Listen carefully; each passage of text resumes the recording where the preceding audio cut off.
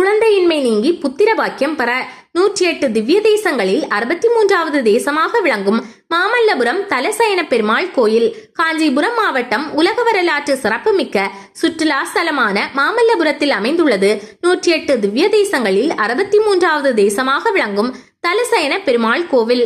சுமார் 2000 ஆண்டுகள் பழமை வாய்ந்த இந்த ஆலயம் கிபி 14ஆம் நூற்றாண்டில் விஜயநகர மன்னர்களில் ஒருவரான பரங்குசன் என்ற மன்னன் ஆகம விதிப்படி இக்கோயிலை கட்டி பெருமாளை வழிபட்டு வந்ததாக தலவரலாறு கூறுகிறது. இவ்வாலயத்தின் மூலவராக தலசயன பெருமாள் படுத்த கோலத்தில் காட்சியளிக்கிறார்.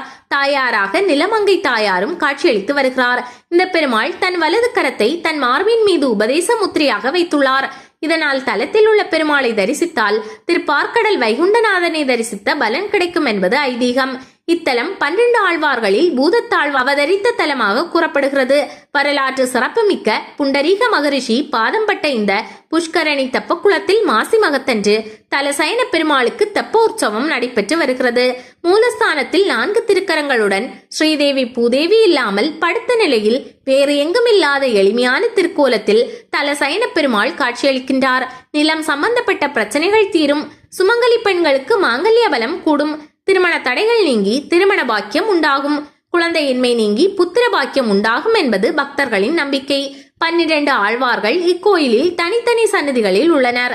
இந்த கோயில் தலவிருஷமாக புன்னை மரமும் தல தீர்த்தமாக புண்டரீக புஷ்கரணி தீர்த்தமும் அமைந்துள்ளது. வைகுண்ட ஏகாதசி அன்று சொர்க்கவாசல் திறக்கப்படுகிறது. திருமங்கை ஆழ்வார் பூதத்தாழ்வார்களால் மங்களாசாசனம் பாடப்பட்ட ஸ்தலமாக கூறப்படுகிறது.